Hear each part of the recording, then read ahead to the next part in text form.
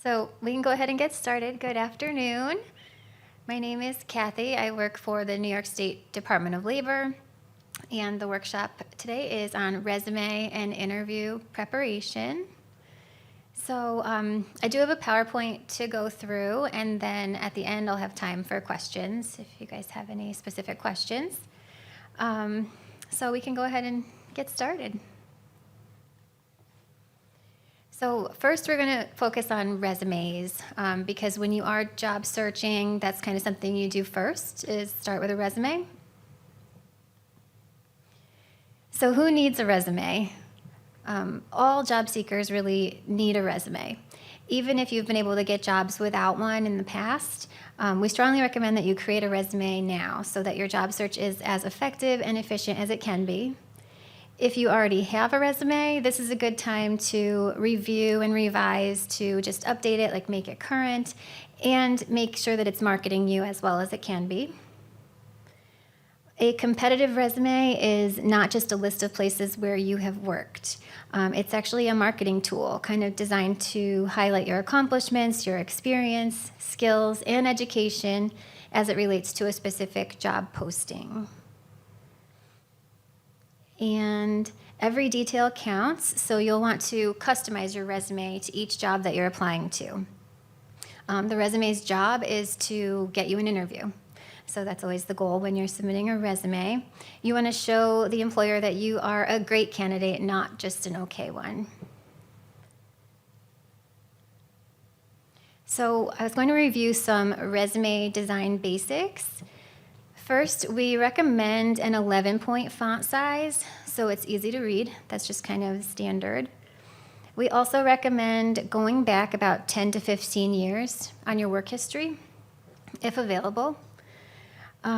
If you have more work history than that, you could consider maybe dropping off older jobs or consider different resume formats. And if you need assistance with your resume, we have staff in all of our career centers that can help with that. They can, help you get started with one, or if you already have one, they can critique it and give you some feedback. Your resume should only be 1 or 2 pages long. Usually try to keep it to 1 page unless you have a lot of experience, and then 2 pages is okay. But you really don't want to go longer than 2 pages in most cases. Anything longer than that probably won't even be read or viewed when they're looking through. And you also want to include only the most recent and relevant information, so it really creates a great first impression. Applicant tracking systems, or ATS, are used by a lot of employers to do that first round of screening when they're sorting through resumes. So you want to make sure that your resume is going to get through that, so it actually gets to a set of eyes. And for that, you want to make sure you're including keywords. So keywords from the job description. You can actually use some of the same words they have used in their job posting to make sure you're going to make it through that first screening. And it's also important to make sure that your resume is text searchable, like it's not a picture format or anything, so that it can be scanned through this ATS technology. Like if you're using a PDF format, just make sure it's not in picture mode, make sure it is readable. And then one more tip is to name your file carefully. Maybe use your name in the file name, as well as the job title and the company you're applying to. This is just going to help you keep track of everywhere you've been applying, and also tells the employer that you've taken time to customize the resume just for them. And reviewing your resume is very important. So there was a survey done by Fast Company magazine that said that 75% of employers said they would reject a candidate if they found any grammatical errors or typos in the resume. And so people will ask, does that really matter? But it really does matter for most businesses because attention to detail is critical. So you wouldn't want your resume getting tossed just for something as small as a typo. So that's why you always want to proofread, have someone else proofread, make sure it's in the best condition before you go ahead and submit. There are 3 common types of resumes, so we're going to go into each one a little bit. chronological, functional, and a combination or a skills-based resume. So chronological resume highlights a consistent work history. It kind of is the more traditional resume that you might be familiar with. It starts with your most recent job and goes back from there. So this is a good format to show any like progress or advancements you've had in your career. And this resume format is also popular among businesses, so it's something they're familiar with. It's kind of like easy for them to read. And this type of resume works well for job seekers that have a strong, solid work history. So this is the most common format, ideal for people with a lot of experience, no gaps in employment, and those who want to showcase their career progression over time. There's also the option of a functional resume, which focuses more on your skills without including a chronological timeline and job titles. It just basically gives a profile based on your strengths or a group of skills. Employers generally don't prefer this type of resume because they do want to see like where you've worked and they want that level of detail. But there are certain cases where this style might be best. It would be maybe for a job seeker who doesn't have any experience yet, so like a student, recent graduate, or those who have large gaps in their work history. This might be something to try. And then the combination resume actually takes the best features of that traditional chronological resume and the functional resume and combines them, hence the name combination. And a combination resume can also be referred to as a skills-based resume. So the combination resume focuses on your skills and experiences, but it still lists your work history as well.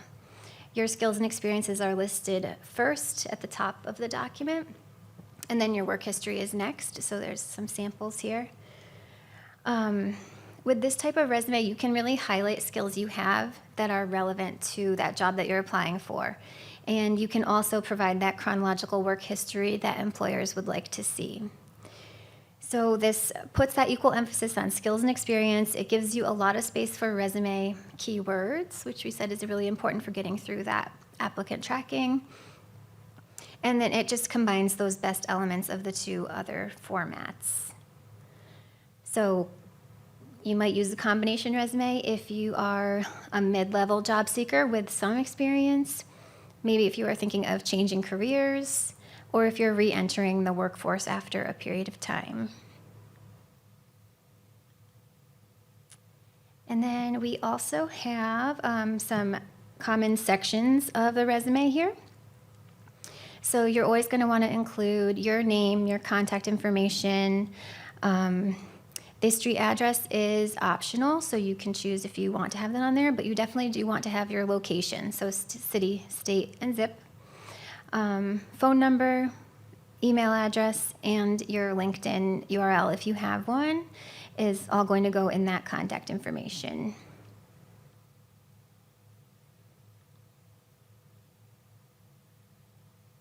And so a resume can start with a job posting. This is an example of a job posting for a customer service rep. So just to give you an idea, you could use this to kind of help write your resume, or you could use this to edit your resume a little bit before you go ahead and apply. You want to show that you are the ideal candidate, right? So if, for example, they're looking for 5 years of experience in a customer service role, then you want to make sure you have at least 5 years of experience in a customer service role. And maybe you even put that right in the summary section of your resume.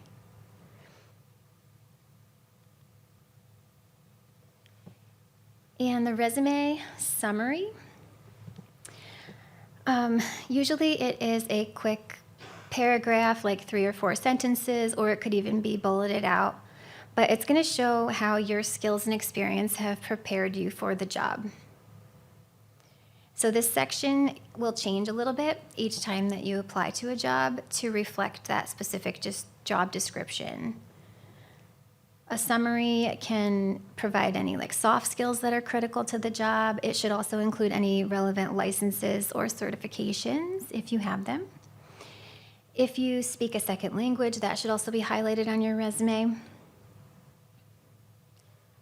And just highlighting that you meet the qualifications. So mixing some of that in, as I was saying. And a lot of job postings are now like possibly remote or hybrid, where you're working in office and remote at times. And so if that's the case for the job that you're applying to, then you definitely want to highlight any computer skills or any like virtual tools that you have used. So here's some examples here. You can put these skills right on your resume. So think about what you've used. If you are familiar with Zoom or Microsoft Teams or something like that, you can add that to your resume. Also, any soft skills that you have. So communication skills is a really big one that a lot of employers are looking for. Obviously, organizational skills, project management, etc.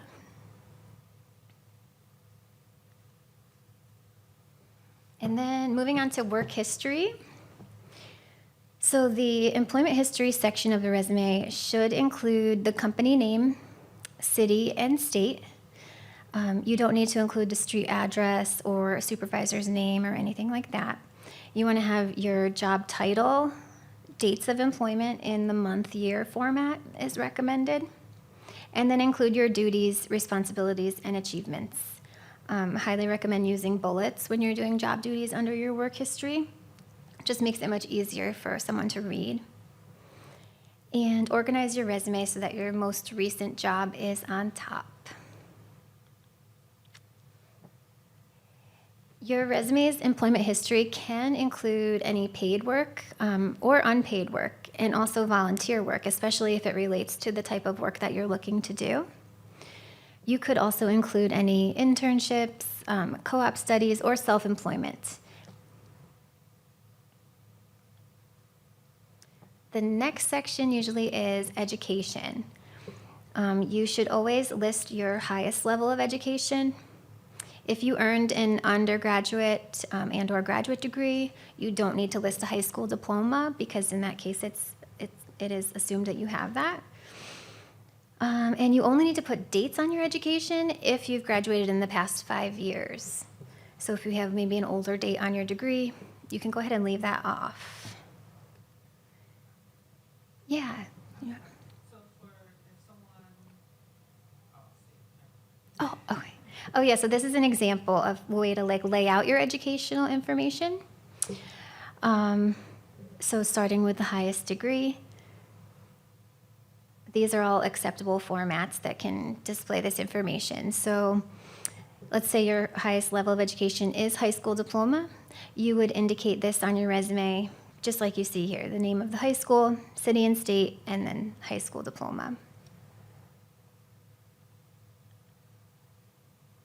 And if you have completed some coursework towards a degree but didn't complete the degree, there are some ways that you can still include this on your resume. So you could list it in a few different ways that are shown. You could say completed coursework towards whatever degree it was for. You could list the number of credit hours that you've completed. Like, for example, completed 45 credit hours. And if you're currently enrolled, you can include your anticipated graduation date.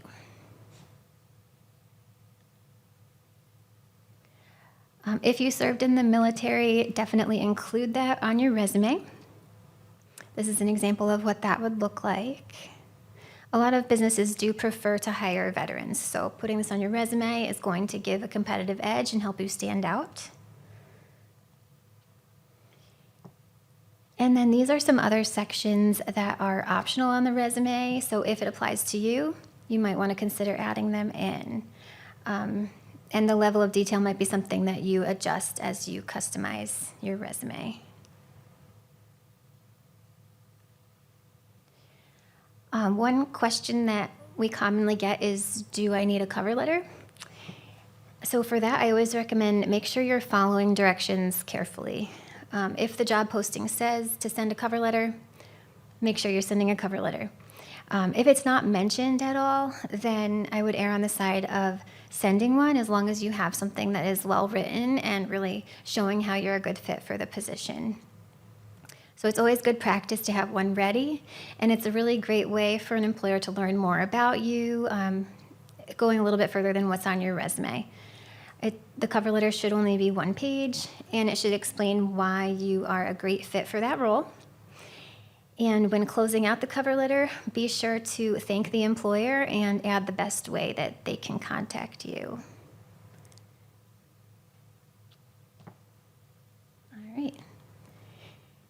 So now I'm going to turn to interviewing for a bit.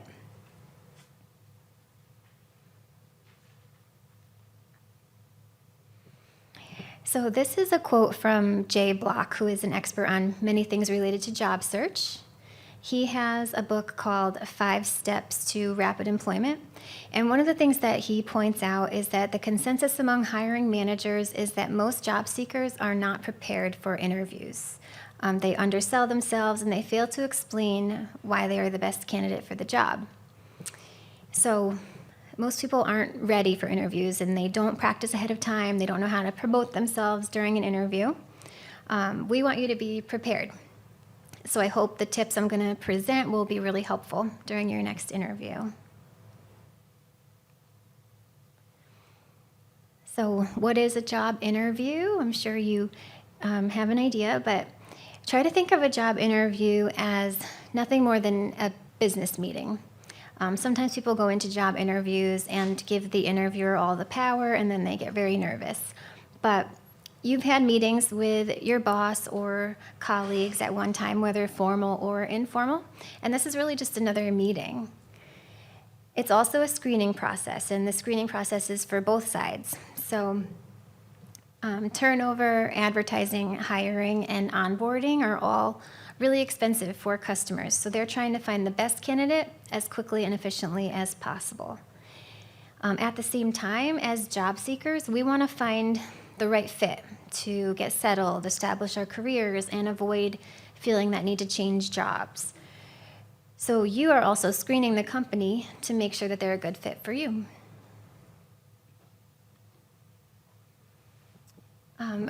So it's really important to do research. Research is one of your most important tools in preparing for a job interview. You want to start with reviewing the job description and requirements against your skills and qualifications. It might be helpful for you to write down the traits that make you a really strong candidate for that position. Visit the company's website, any social media pages that they have. From there, you can review the organization's mission statement, maybe their history, what products they sell or services they provide, as well as information about the company culture. So definitely check company websites as well. You might also want to see if the company has been in the news for anything lately, because that's going to make you look very prepared if you know kind of like what's been happening in the company when you go in for your interview. So the research serves 2 essential purposes. It shows that you're interested and invested in the company and the position that you have applied for. It also helps you prepare responses to common interview questions like, what do you know about us, or why do you want to work here? It's also very important to dress for success. So whether it's online or in person, you want to dress neatly and professionally.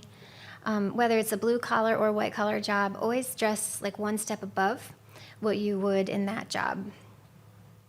It's important to look as professional as possible, and it's your chance to make a great first impression. If you are going to an in-person interview, we recommend finding out the address, like building number, and also the name of a contact person.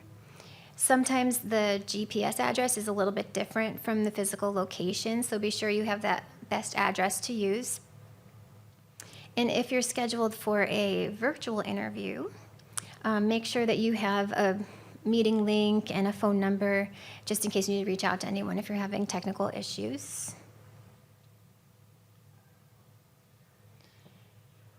And then probably the most important thing you want to do before an interview is practice and prepare. You don't want to just wing the interview. Some candidates decide not to practice and just go into the interview and hope everything works out. But this is a gamble when you only have one chance to make a great first impression. So make a plan to practice ahead of time. You may even want to record yourself and watch it back and see, if you want to change anything in your responses. We have a website called Interview Stream that can help you with this if you're interested. It is free. It's through the Department of Labor website. And so it's called Interview Stream. You can actually record your answers to interview questions on there, listen to the responses, take note of where you might need to improve. For example, if you say or like too often or something like that, you might notice that when you watch it back, and you might not notice when you're just talking. Always try to be positive and happy. The job search process can be tough, and sometimes circumstances make it easy to be a little bit negative in your responses, but try to be forward-thinking, stay positive, and upbeat in the process. That's really going to show in your interview. And then here are some tips if you have a Zoom interview. Practice ahead of time, if at all possible. You might want to set up a free account and just do a little test. Be aware of what you look like to the interviewers, so practice with camera angles.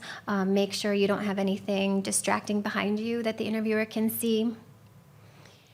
And dress professionally from head to toe. So even if you have a virtual interview, maybe you're doing it from home, you still want to look like you would in an office or in an in-person interview.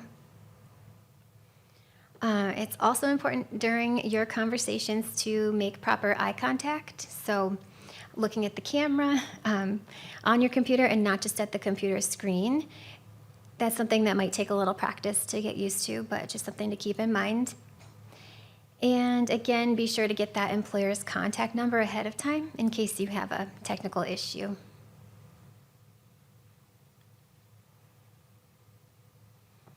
All right, so maybe you were part of a layoff or a shutdown or something like that. So when you're answering questions regarding that, you always want to try to stay positive. Just keep a response kind of short and sweet. State that the company downsized or that you were laid off. You don't need to get into an explanation of why the company closed or anything like that. Employers realize that this happens, and it's not a negative reflection on you. And you want to give an honest and brief description of what occurred without including any negativity.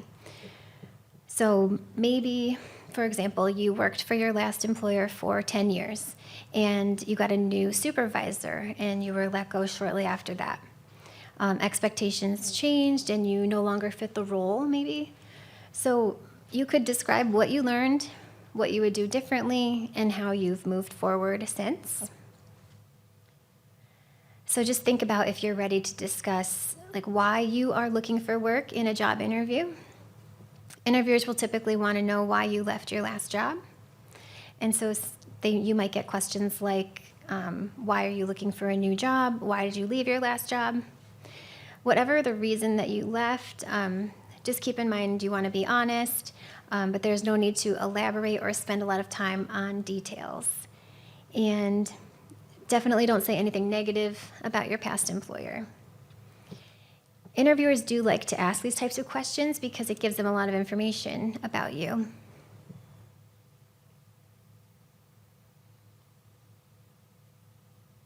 All right, and then questions to ask the employer. So when they ask you, do you have any questions for us? Your answer should always be yes. You want to have like maybe 3 to 5 questions prepared ahead of time that you are going to ask. And so that way, if they answer a couple of them, you still have a couple left that you could potentially ask. These are some examples of good ones to ask in an interview. So, if I am fortunate enough to get this job, what would you like to see me accomplish in the first year? One that I like to ask is, what do you like about working here? Or what's your favorite thing about working here? You could also ask, like, how will my success be measured? Could you tell me what a typical day would look like in this position?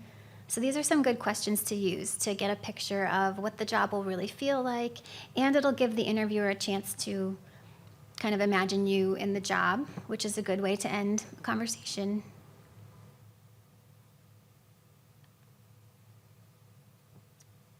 And then when you get to the end of an interview, you definitely want to take a moment to close out the conversation thoughtfully. So thank the interviewer for his or her time, really express your continued interest in the position.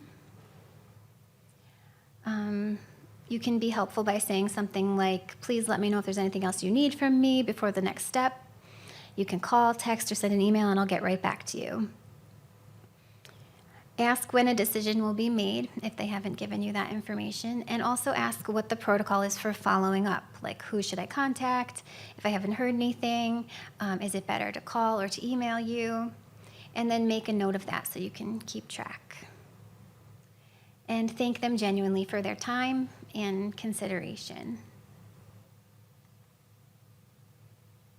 And kind of going along with that, we always recommend sending a thank you after an interview.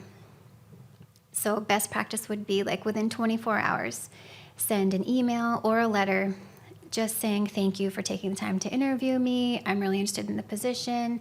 It can be short, but it should just kind of reiterate that you're really interested. You can even remind them of any qualifications to highlight, why you're the best fit for the job.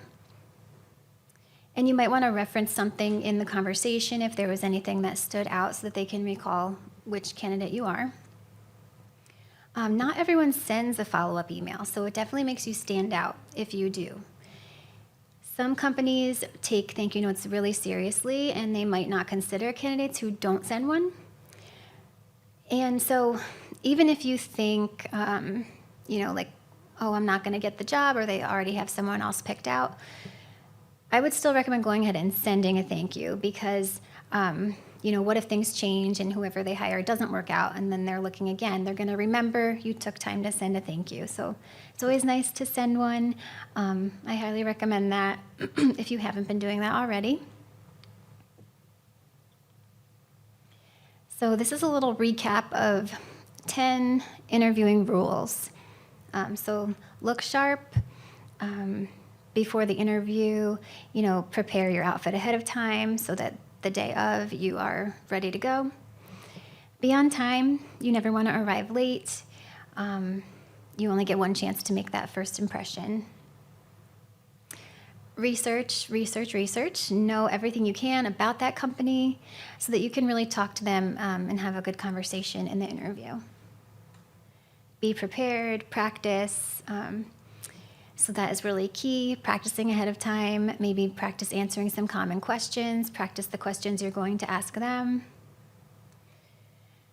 Show enthusiasm, stay positive, listen during the interview. So sometimes people get nervous and they just start thinking about like, oh, what am I going to say? But you want to make sure you're taking time to listen to the information they're giving you and the questions they are asking you. Answer the question asked. So that means when you're asked a question, you want to answer it, but you don't want to go on for too long. So maybe ask for clarification if needed.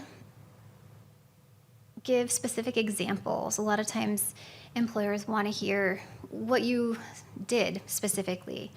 So if you can give any examples that show, how you have the skills that you do, that's really going to go a long way. Ask questions and follow up with a thank you within 24 hours.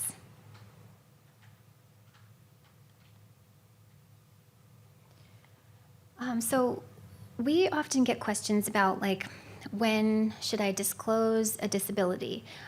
Should I put something on my resume? Should I disclose it in an interview?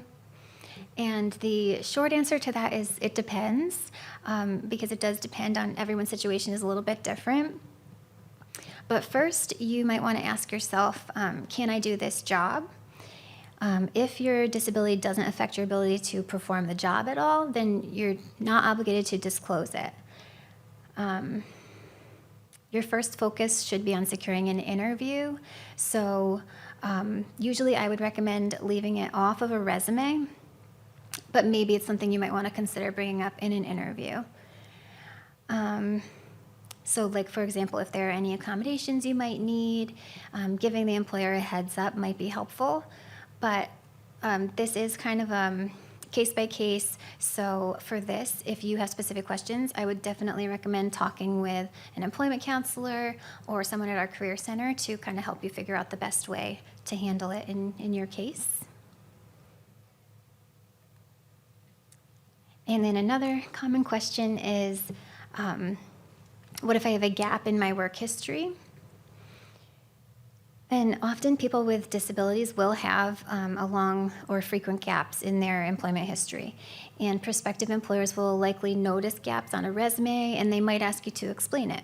So even in these cases, you don't need to disclose your disability if you don't wish to. In order to kind of avoid this situation, you could record the dates of any gap on your resume and fill it with something else. So for example, if you can find ways to fill the spaces, like did you do any volunteer work? Did you do any job shadowing, training, education? Did you take any courses? Anything like that? And our career centers can also help you with customizing your resume and making sure it's really marketing you well. So I would definitely recommend that as well, and I'll give you some information on how to find that in just another slide or two here.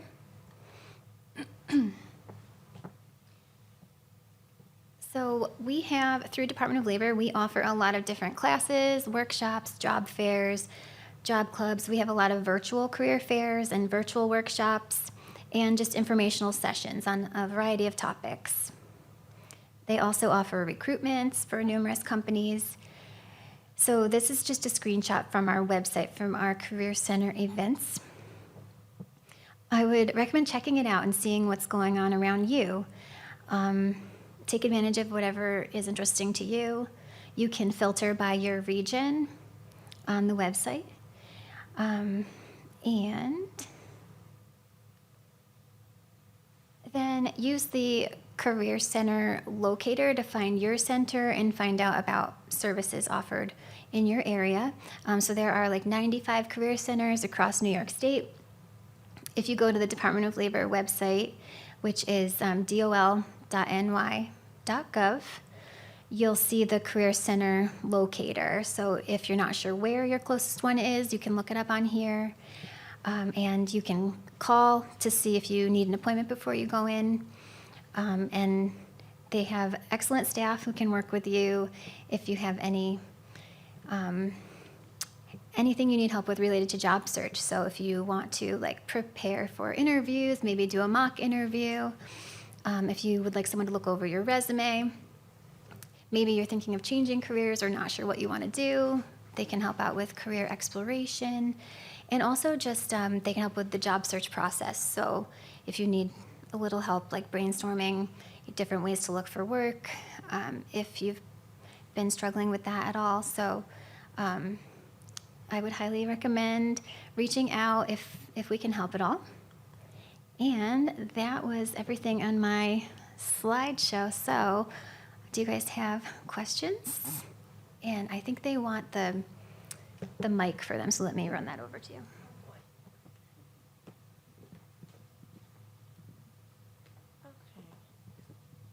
Hopefully it's not too loud. So I'm a job developer myself, so I help people with interview questions all the time and resumes. And a lot of things I've been noticing, people put references on resumes. How do you feel about that? Because I'm a little bit like, I don't know if you should put the references on there because a lot of times during the application, they ask for them anyways, or they ask during the interview. What do you think about them on resumes? Yeah, so I recommend having references on a separate page. Okay. Yeah, because sometimes I'll see it on there and I'm like, I don't know. Like, usually they ask during the application anyways. And then I was going to ask about being fired from a job interview, but you answered that for me. I've also noticed a lot of my clients put a lot of trainings on the resume, but ones that are kind of like outdated and they'll have like 20 plus. Should you only put the ones that are relevant to that position? Or does Yeah. it depend? Yeah, so you always want to customize your resume for the job you're applying Okay. to. So whatever's going to relate to that job and really show that you're a good fit for the position, right? So I mean it does depend because you're going to look at Yeah. every job individually, but I would say whatever's related most, leave on. Like related trainings, you don't need to have every training you've ever taken on your resume, right? Okay. Yeah, so I use the DOL workbook for resumes, so it has like the functional and like all the information from you guys. I use that for my consumer. So, Oh, nice. um, I don't think I have any more. I'm Okay. supposed to. Thank you.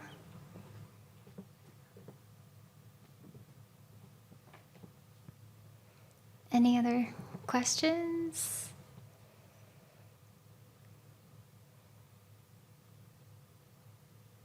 I know.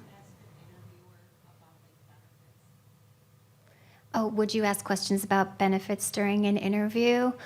No, the general rule is to wait until you have a job offer to discuss any like salary or benefits. It might come up in the interview from the employer, like they might ask you, what are your salary requirements or something like that.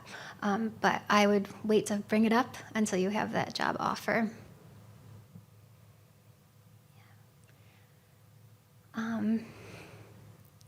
Yeah, go ahead. Do you want me to bring this up?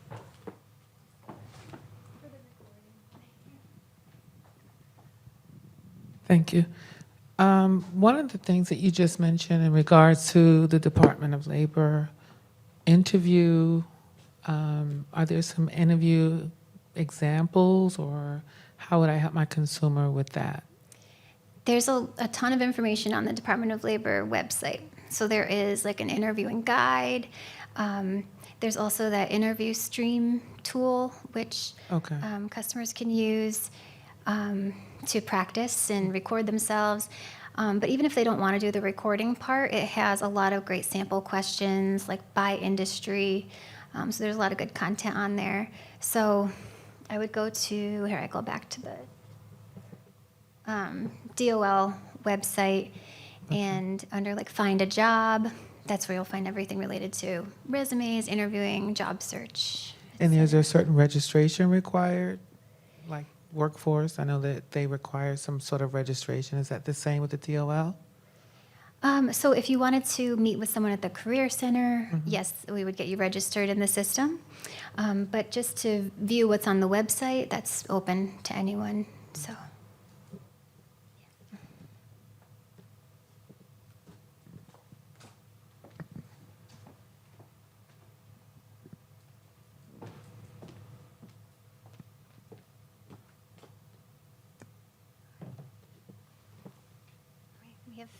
We do have a few more minutes if you guys can think of anything else.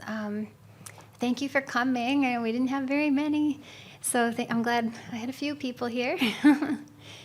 And I do have our October calendar of workshops. We offer a lot of virtual workshops, so feel free to grab one of those and check that out. They're all offered through Zoom. They're free on a variety of topics, including resumes and interviewing and more.